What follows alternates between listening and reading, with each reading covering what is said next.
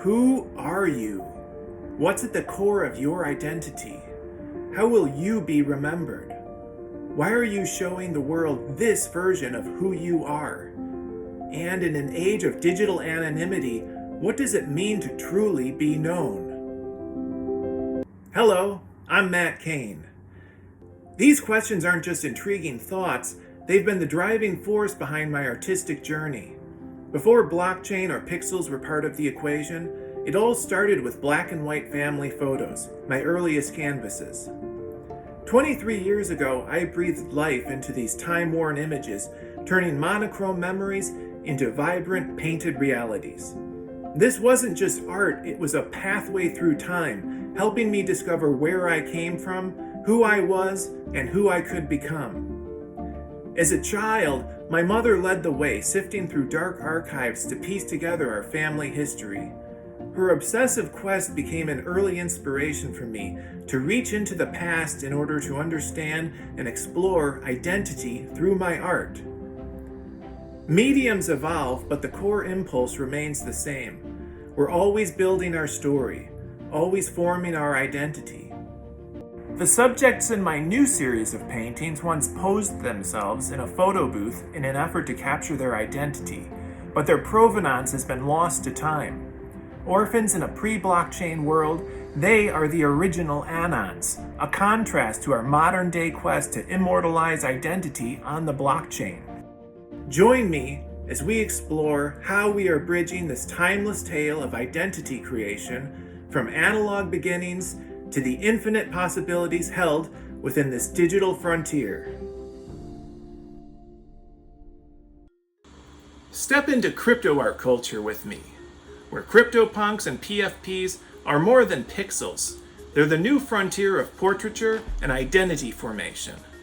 But have you ever stopped to wonder why they strike a chord? Long before I engaged with CryptoPunks, I was captivated by the raw, unfiltered nature of vintage photo booth portraits. I'm not only an artist, but an artist who collects. Collecting has always been part of my artistic process. Portraits of the everyday person have fueled my passion for both collecting and art making since my late teens.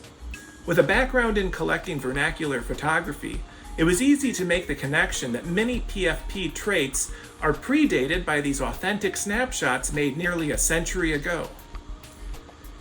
We've moved from developer chemicals to blockchain, yet the essence remains the same.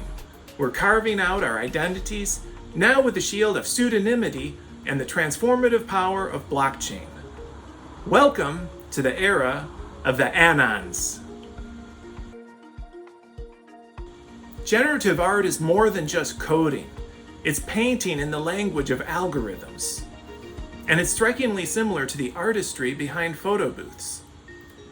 Back in 2014, I set out to create my own generative art studio software, a digital canvas that could capture my art in perpetuity, yet let it evolve with every performance. Imagine sheet music for visual art, but with an infinite range of instruments and styles. Or think of it as pouring motor oil into a player piano's gears and marveling at the unexpected melodies that emerge.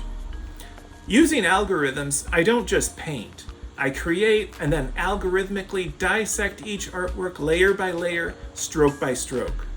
Take my earliest NFTs, for example, which feature deconstructions of my painting of the M87 black hole. I didn't merely translate my aesthetic choices as a painter into the digital space.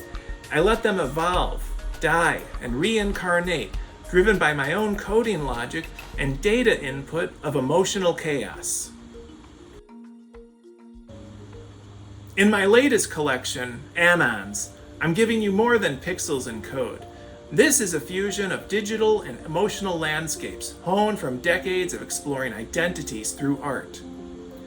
These aren't just another batch of PFPs.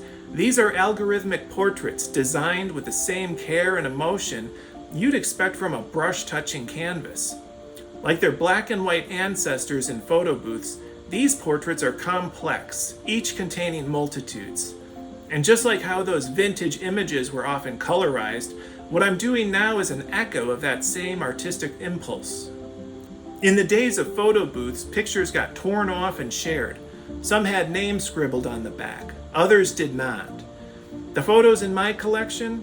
Unlike the blockchain, these photos have no provenance. Despite their carefully crafted poses intended to capture their identity, without provenance, these subjects have become nameless orphans lost to time. They're the original ANONS. Recursion is a principle that fascinates me, where an algorithm spirals back onto itself. Just like a subject stepping into a photo booth, dropping a coin, and capturing a series of photos, I've mirrored this cycle. From the carefully crafted portraits of the ANONS rises another layer, a new collection I call Multitudes. These aren't just broken fragments, they're entire identities reborn from the DNA of their predecessors. Think of them as families sprung from the ANON. This fulfills a vision I've nurtured since first laying down lines of code for my software. My aim is for each work to stand as a defining piece in its own right, a unique facet within an ever-expanding lineage, each carrying its own distinct imprint. These works capture a single definitive moment sprung from a dynamic generative process. While they don't evolve over time per se, each is a unique snapshot, an individual frame from a never-ending algorithmic film reel. Like their inspiration, they're static, but they're not stagnant.